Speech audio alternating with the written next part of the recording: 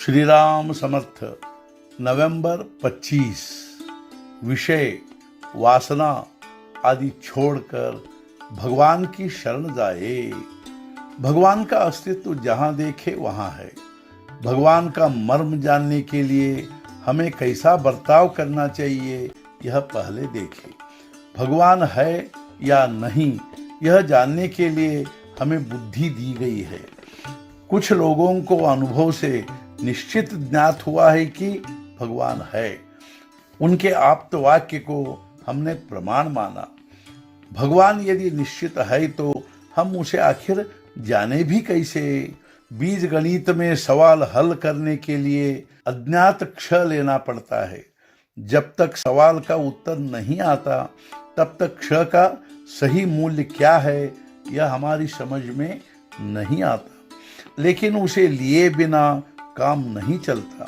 वैसे ही जीवन की पहेली हल करने के लिए आज हमें अज्ञात भगवान को मानकर ही चलना चाहिए। उस भगवान का सच्चा स्वरूप इस जीवन की पहेली हल होगी तभी हमारी समझ में आएगा। सचमुच जो हमें जन्म मरण से मुक्त होने का मार्ग दिखाता है वह सच्चा विश्वस्त। संत यह कह गए हैं कि भगवान को सबसे अधिक प्रिय क्या है। वह यह है कि हम विषय वासना आदि सब कुछ छोड़कर भगवान की शरण जाए। हम विषयों की तो सदा ही शरण जाते हैं। जो भगवान की शरण जाता है उसे संसार का भय नहीं लगता। सचमुच सब चमत्कार किए जा सकते हैं लेकिन भगवान की शरण जाना बहुत कठिन है। हम सीढ़ियां चढ़ते हैं वह सीढ़ियों के लिए नहीं बल्कि ऊपर की मंजिल पर जाने के लिए चढ़ते हैं। यानी ऊपर की मंजिल पर जाना हमारा साध्य है और सीढ़ियां उसका साधन है। वैसे ही तीर्थ यात्रा, व्रत, उपवास, नियम धर्म आदि हमारे साधन हैं और परमेश्वर की प्राप्ति हमारा साध्य है। किंतु परमेश्वर की प्राप्ति तो अलग रह गई और साधन को ही हम कस के पकड़े बैठे हैं। तो अब इसके लिए क्या करें। मूलतः भगवान निर्गुण, निराकार और अव्यक्त हैं, किंतु मनुष्य उसे अपनी कल्पना में ले आता है। हम ऐसी कल्पना करते हैं कि हम में विद्यमान सभी गुण भगवान में पूर्णत्व के रूप में हैं। इसका मतलब यह हुआ कि हम पहले भगवान को स्थूल में देखते हैं और तब उसके नाम के बारे में सोचते हैं।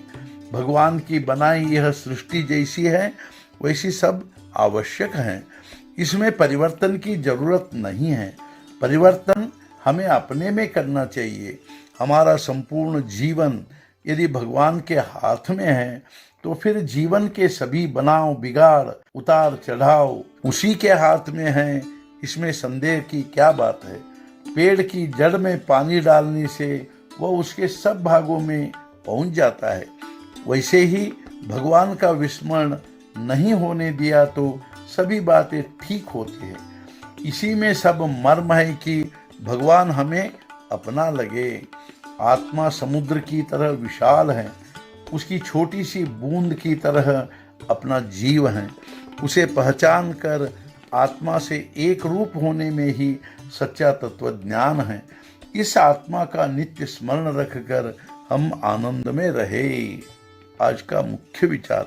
संतों ने नामस्मरण रूपी नौका हमें दी है। उसमें हम विश्वास से बैठे। संत कर्णधार हैं, वे हमें नदी पार उतार देंगे।